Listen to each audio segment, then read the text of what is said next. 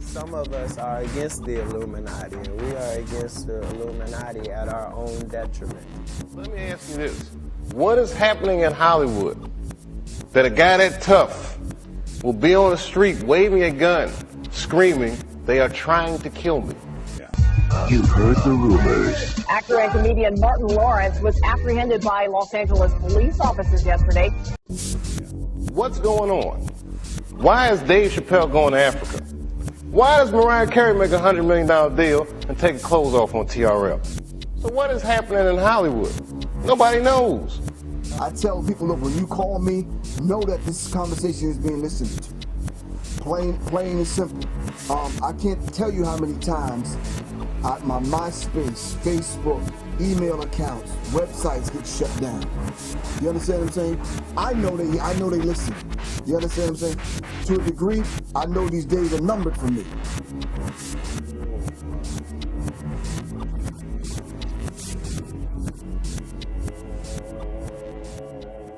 They have us. They control us. They are our masters. Wake up. They're all about you, all around you. In May, the Washington Times sent journalist David Mills to interview Professor Griff. A number of topics were discussed, but when the article was published, all the attention focused on one sentence. Griff reportedly told Mills, "Jews are responsible for the majority of wickedness that goes on across the globe." I just finished reading The Secret Relationship Between Blacks and Jews, which was given to me by somebody in Public Enemy. This conversation was going on all the time about the control and who owns these companies and, you know, why all this group of people always doing this and controlling that and having this kind of influence. And that talk went on all the time. It wasn't the first time Griff had brought up contentious issues in the press. The band often discussed ideas about how to regain a consciousness for African Americans, and this often spilled over into the black community's relationship with other ethnic groups. With the media scrutinizing their every move, it was a PR disaster. The resulting fallout threatened to end Public Enemy's career. So if you're talking about world wars, then who was responsible?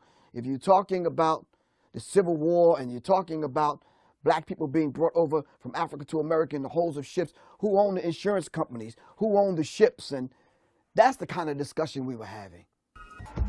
Whether Griff's words were reported correctly or not, the resulting media storm required swift action from the band's leader, Chuck D. I remember being around at that time, you know, and how tough that decision was for Chuck. It was difficult.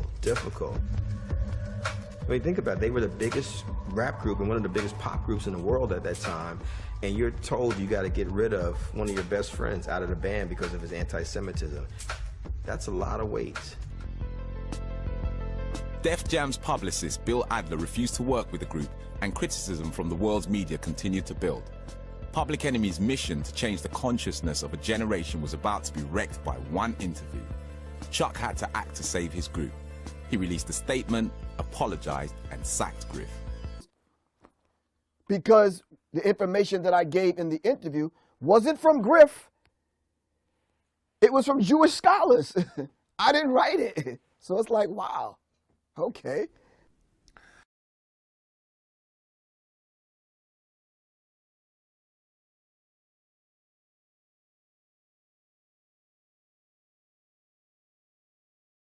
Niggas in Hollywood just do the drugs right in front of you and act like ain't shit happened. You in the middle of a goddamn meeting. Yeah, so what we're gonna do is we're gonna do the movie with you, and then we're gonna go back. Cat Williams was correct when he said those mansion parties, and y'all don't understand what go on with that shit, man. Motherfuckers be gay in Hollywood, you never fucking expected. They be having these big ass mansion parties, and the mansion party, the whole mansion is a party, and then it's a separate party in the little rooms. I ain't been famous that goddamn long. I'm excited as a motherfucker to be at the mansion party. You be looking at all the goddamn rooms, and you fuck around and look in the wrong room and shit. Shut the goddamn door. And I'm telling y'all right now, if y'all don't want to believe it, watch in the next couple of years. They coming after Cat Williams. Cat Williams tell too much truth. Caught on on tape in a video going viral. Comedian Cat Williams allegedly punching a Woodland Target employee. This is Cat Williams right here in one of his previous mug shots. The comedian actor, well known among many, but that man says he does not believe this guy's funny. In fact, he says Williams entered this Target store, punched him, and now he is out of a job. Lately, Williams has made a habit of getting into trouble and arrested. There was a bizarre incident with a heckler during a show in Oakland as a bizarre performance took place. Then a police chase in Sacramento that happened right after this confrontation. They took my children from me. Yeah, I mean, how terrible is that? I didn't sorry about it. They found guns and drugs now. Drugs? That's what it was reported. Sir, you can look at my paperwork. There was no drugs. Weed is not a drug. Yeah. I mean, do you think that's safe for kids to be around guns and stuff like that? I mean, I'm just curious. How do you keep this kids safe without guns? They were in a lockbox that the police broke. Oh, okay, yeah. I'm saying if the police come in and raid my place and break into my gun boxes, you're gonna find guns. But these aren't. Well, I'm not in a gang. What difference does it make? Now, you were actually stopped for this and let go because you have a license for it. No, right? This is their 9th time coming to my house. The problem was this time they came to my office and took my kids from an office, not from my house, from an office. So now when I can't have my kids at my office, that's an issue. I must be the most terrible black dude. Martin Luther King and Malcolm X ended up dead for telling the truth. So as a comedian, I don't think it won't happen to me. I think they've thrown me in jail 36 times in 36 months, and I think you've never seen me in a court of law. That means they're effing with me. Como 4 caught up with Williams as he was ejected from a South Lake Union hotel around 7 p.m. On Sunday, Williams was arrested after an altercation at a nearby restaurant. Police say he argued with customers and threatened the manager with a pool cue. Williams is accused of then throwing a lit cigarette into a family's car, which hit a woman in the face, throwing a rock at that car, and struggling with police officers. A group of fans claims Williams assaulted them after his performance Friday night.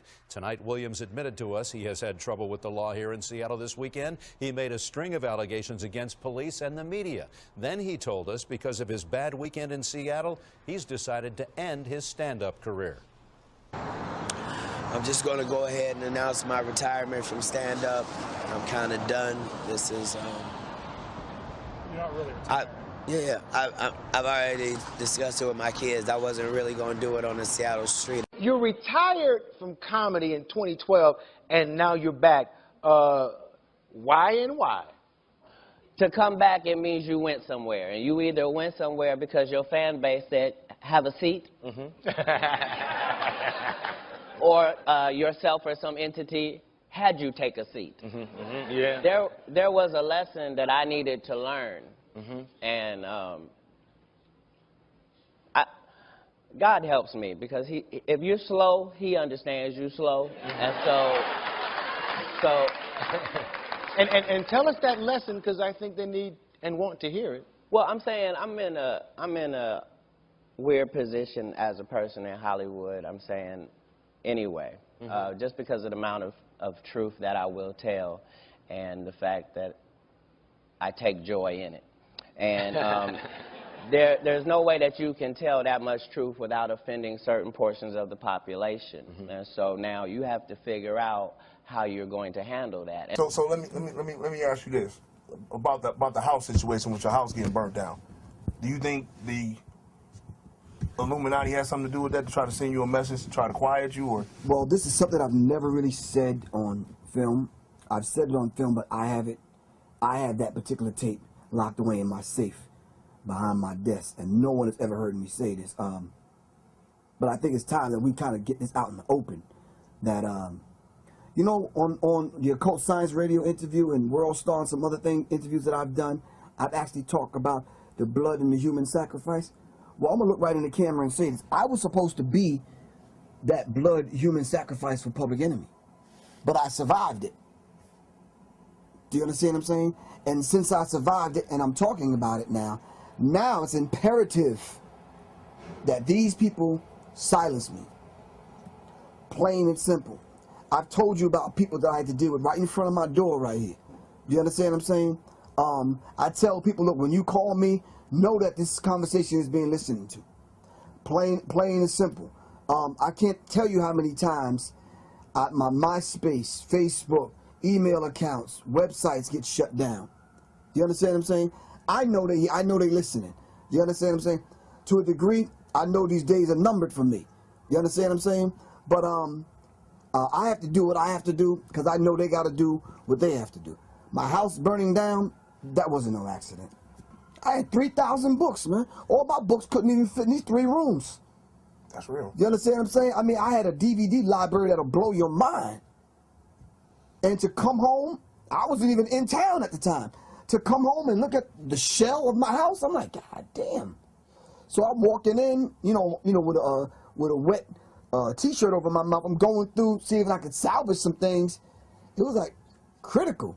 And then for the insurance company to fight me tooth and nail, even down to the lawyers, man, just probably paid off. I wasn't talking about homosexuals. I'm saying there's a homosexual ritual that they go through in the Illuminati secret societies. In Skull and Bones, they're made to lay in a coffin and masturbate and tell all their sexual secrets.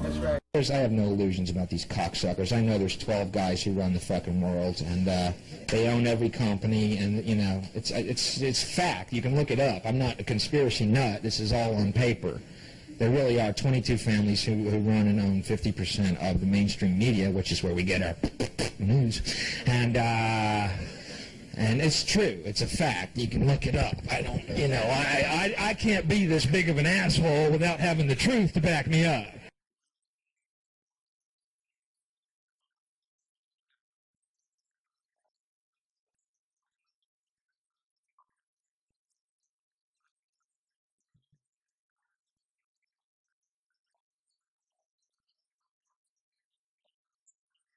Every human on this planet is enslaved, whether they know it or not.